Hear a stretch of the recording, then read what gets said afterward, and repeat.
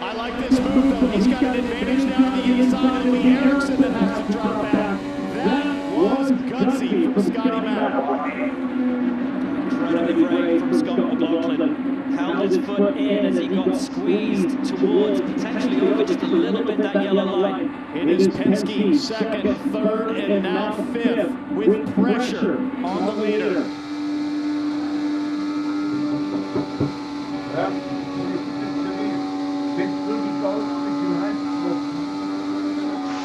All right, let's go.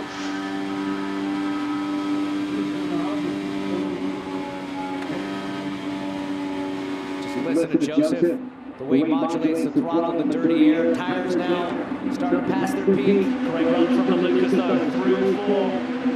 Looking down into one. Newgarden running just about 6 to 8 inches off that yellow line at the bottom. It gives Malukas just enough room to sneak the left part of his front wing down there, try to get some clean air onto the nose, keep that front grip, keep that momentum drive from McLaughlin right now since that restart, but he's still running third of his teammates inside the top 4. That's a tough pill to swallow. This is a very competitive group of drivers, a very competitive trio. They work well together, but man, you want to be your teammate, and he's looking at both of them right in front of him right now. It's a Penske 2-3-4. We start the day with a Penske 2-3-24. 25.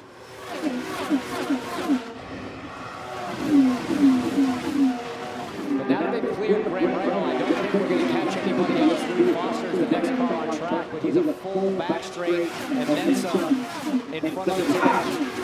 So Lowe's got all the clean air that he wants. He's just got to make sure he hits his marks, doesn't make any mistakes. He'll be communicating with his spotter too. His spotter will be telling him where the two of Newgarden likes to put his race car. Where does it look the strongest? Malone can then put his car there instead, take that lane away, force Newgarden to go to part of the racetrack, and his car's not quite as strong.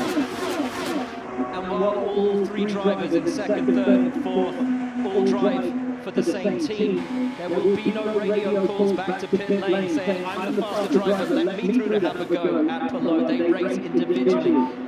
They race for themselves, even under the banner of Roger Penske. They want to have a go at the lead. They're going to have to fight their way through and past their teammates to have a go at Palou. And Newgarden's much closer than he's been. He's working really hard to find clean air. Watch him try to cross up to the low side at the exit of the corner. Palou left some clean air to the bottom. I'm not sure if that's a bit of defensive aerodynamic driving. Palou now chops down, but look at how high Palou peels off, how early he peels off. I think he's trying to work the wash of Newgarden and make it really hard for Newgarden to get a run on the back straight. You're exactly right. If you can force a slight late lift or late hesitation, that's going to just kill the run off of 2, off of 4. And it also then exposes him to this guy right here. That's a great thing for Palou is Newgarden can't just be looking forward. He's got to have one eye in his mirror to keep his teammates behind him. 10 to go. I said I didn't think they were going to catch the tail end of that pack, but I got to be honest, they're close to breaking on Louis Foster and Will Power there at the tail end of this line. They could become a factor in the last lap or two. I think you're right, James. What do we have, 9 to go? I'm looking out the window, and that could very much come into play. About half a corner now separating Palou from Foster and Will Power. It was the entire backstretch. It's now meters. Now we get this nice long shot. You can see up ahead, that is the car of Louis Foster, his last lap, a 185. Palou's last lap, a 192. And Palou trying to put as much of a gap between himself and Newgarden as he can. Finally gets it above half a second, but Newgarden stays with him. It'll be 7 to go over the line. The pressure is on the champion. If you're Palou, you're almost thinking, hey, can I just back off my pace a tiny bit so I don't catch up to the back of the 45 and still keep Newgarden behind? That's certainly something that could be going through the championship leader's head right now. And as every lap goes by, those soft tires of Newgarden continue to wear in this 140-degree track temperature.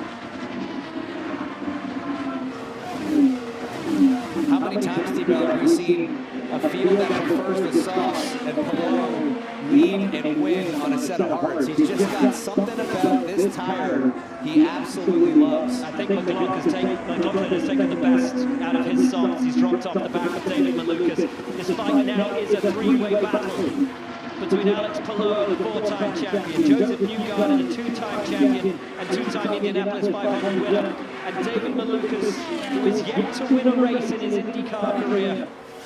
Will Alex Palou is now squarely in the dirty air of Louis Foster. He is close enough now to where his handling is going to be compromised. The question is, can Newgarden and Malukas do anything about it? Can they make the magic happen somehow? Work the controls of your car, get aggressive high or low, and take some risk to see if they can pull off a win. What does Palou do? Does he try to pass and put himself in the danger zone? Remember, it was Malukas passing Foster last year in a very similar circumstance that ended up in a big crash. Palou starting to wonder, do I go for it? I think he will. He's got a nice run here off of Ford. If he can get it done, that puts the car between him and Newgarden. This is going to slow Newgarden down through 1 and 2, just in that dirty air. And that might be the decisive move of the race. Oh, he could be exposed here. Watch for Malukas. He had to lift. You saw his hand come off the wheel. Little Dave right on his gearbox. Newgarden with a little flick of his hand towards Louis Foster.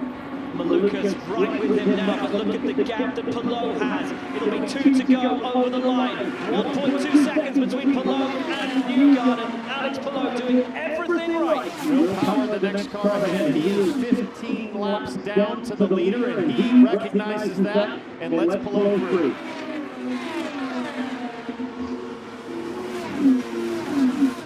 Over the line. 4 corners and 1 lap. Stand between Alex Palou and a 5th victory in 2026. Well, we had to wait for it.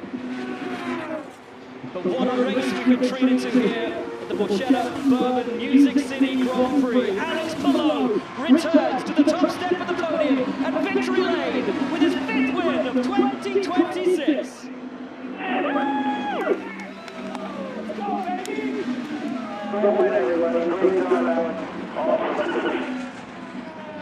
It's his 3rd career oval win. It's his 1st here in Nashville, his 24th win overall. And the day after Spain win the World Cup final, their countryman Alex Palou, who celebrated that success yesterday, takes victory and returns Spain to victorious way.